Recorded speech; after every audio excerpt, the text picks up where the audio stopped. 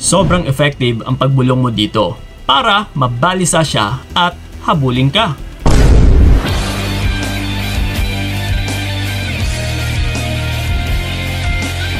Yes, ako na mismo mga utol nagsasabi sa inyo na sobrang effective po talaga neto.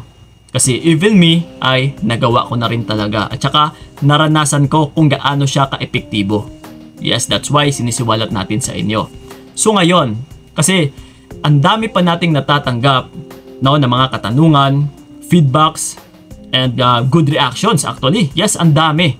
So ito ngayon sa mga, lalong-lalo na sa mga naku-curious dyan, kung ano ba talaga yung meron sa pagbulong sa bawang. Yes, ito po, bawang ha.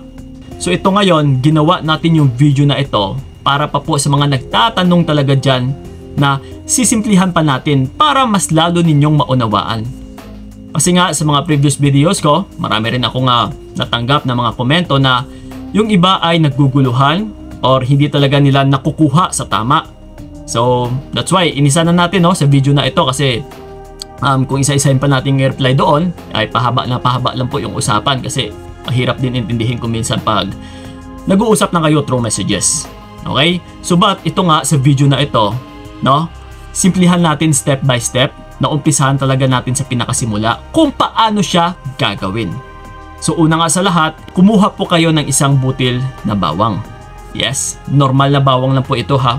Ang dami niyan sa kusina ninyo sigurado. Ito ha, kumuha po kayo na meron pa pong balat. Ayan, tandaan ninyo. And then, ito, regardless po ito, so kung umaga man or sa gabi ninyo gagawin, basta, ito ha, tandaan nyo rin. Bago matulog at saka pagkagising. No, so kung graveyard ka man dyan, kung may trabaho ka man sa gabi, basta tandaan mo, bago matulog at saka pagkagising. Yun lang po ha. So ngayon, ano yung gagawin natin Kuya Kiko?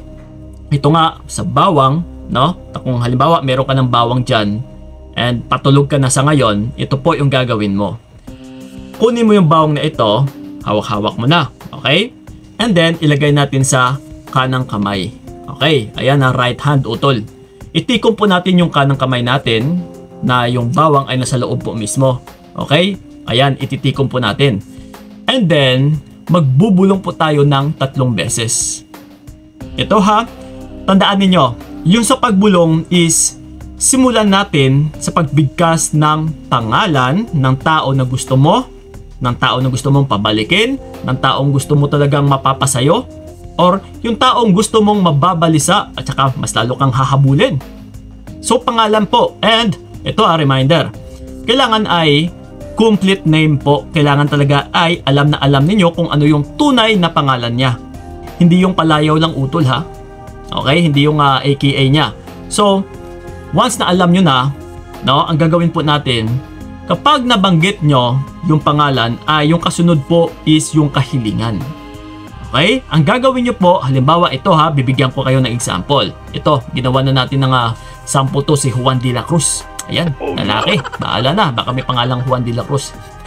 So ito ha, hawak-hawak na natin yung bawang sa kanan. Ang gagawin po natin is magbubulong tayo ng 3 beses. Okay? Juan de la Cruz, mapapasa akin ka. Juan de la Cruz, mapapasa akin ka. Juan de la Cruz, mapapasa akin ka. Okay? So yun po, 3 beses. So ngayon, ito ha, once nabulungan nyo na ng 3 beses, pwede nyo na pong itago na kailangan ay dalang-dala nyo palagi. Na palagi nyo talagang bit-bit. Okay? Huwag nyo pong ihalo, no, sa mga pera or sa pitaka nyo man, kundi ilagay nyo siya sa isang lagayan na pouch. Okay? And then, iperdible mo na lang sa damit mo. Or kung may bulsa ka man palagi na sinusuot, is ilagay mo siya sa bulsa mo. And ito mga utula, mag-ingat po kayo na kailangan hindi po ito mabasa or hindi mahuhulog.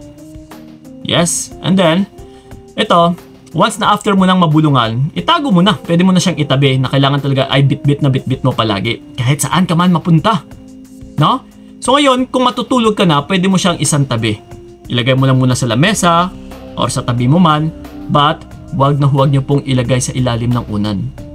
Kasi kung minsan is, yung iba nakakapanaginip ng masama. No? So, mas mainam po na huwag nyo talagang ilagay sa ilalim ng unan. No, itabi nyo lang and then Pagkagising ninyo sa umaga, kunin mo na naman. So, same procedure utol. No? Ilalagay mo rin ulit sa right hand mo, itikom ng kamay, and then bubulangan mo na kung ano yung unang binulong mo sa unang pagkakataon is dapat pareho pa din. So, araw-araw po ito utol. Kailangan ito yung magiging routine mo. No? Again, Juan de la Cruz, mapapasa akin ka. Yun 3 beses. And then, no, pagkagising mo, pag bumangon ka na, isang tabi mo na ulit or ilagay mo na sa pouch, no, na kailangan ay palagi mo ring bitbit. And ito nga ulit mga utol. Di ba bawal mabasa? And please, bawal din dapat itong malaman, no, na kahit kanino man or na kahit sino man. Lalong-lalo na ng tao na binubulong mo dito. Na dapat talaga hindi niya malalaman. Lalong-lalo na kapag katabi mo. So kailangan talaga is mag-ingat ka na hindi niya rin maririnig. Bulong eh. Kailangan mo lang magbulong. Hindi kailangan na may bibigkasin ka. Pwedeng may bibigkasin ka talaga, hindi yung hanggang sa utak mo lang ha. Pero dapat talaga is hindi niya maririnig. No? Yung tipong parang napakatahimik lang, or parang minimal voice lang, no? Na Juan de la Cruz. Parang ganun. Ha? Parang nagbubulong ka lang sa tenga. Yes. So ganun ha. Ito mga utol. Hanggang kailan ba natin ito gagawin, Kuya Kiko? Well, actually, ito ha, depende naman ito sa inyo eh. Sa kung ano yung mga motibo ninyo, sa kung ano yung mga kahilingan ninyo. And once na masatisfied na kayo, na halimbawa nakamit mo na yung kahilingan mo na yon, na napapasayo na siya, na ito nga yung hiniling mo. So once na nakamit mo na, pwede mo na itong ihinto. So then, Kuya Kiko, ano po yung gagawin natin once na gusto ko nang ihinto?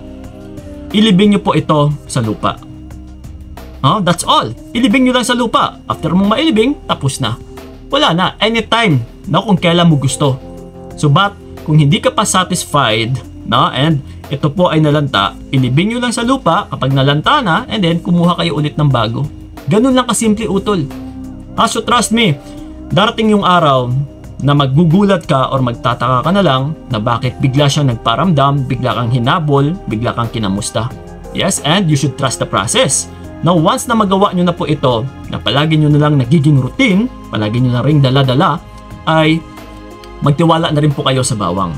Huwag na kayong panay pangungulit, no? Huwag na kayong panay paramdam. Kundi hayaan ninyo na yung bawang mismo ay gagawa ng proseso. Na yung gagawa para sa inyo or yung kikilos. Kasi itong mga utolan napaka-powerful po na ito. So sa mga nagtatanong man dyan kung saan ko po ito nalaman, sa isa pong manggagamot.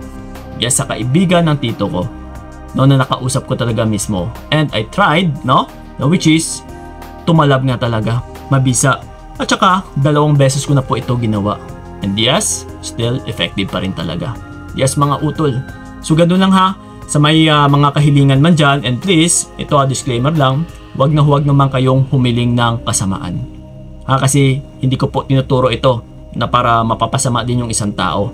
Tsaka wala tayong tinuturo dito na kasamaan, kundi humiling na po kayo para sa kabutihan din. Yung mapapasayo siya, yes, yung tipong bumalik siya, magpaparamdam siya, yes, ganon. Wag na yung iba na para malasin siya or what. Diyos lang po ang nakakaalam ng totoo niyan, kung paano siya parusahan. Okay? So yun po mga utol, and then sa may mga katanungan pa dyan, you can leave a comment lang dyan sa ilalim and sasagutin po natin yan, lalong-lalo na sa YouTube channel namin. And yes, no, sa may mga nakamit man dyan na nagtagumpay, na meron ngang resulta na naging effective, yes, paki-comment na rin dyan sa ilalim para mabigyan pa natin ng motivation yung iba dyan, no, lalong-lalo na sa mga nag-aalinlangan. Okay? So yun po mga utol, maraming salamat. So ingat kayo. God bless and babush! Binigay ko lahat para wala kang masabi, kaya nga hindi ko alam.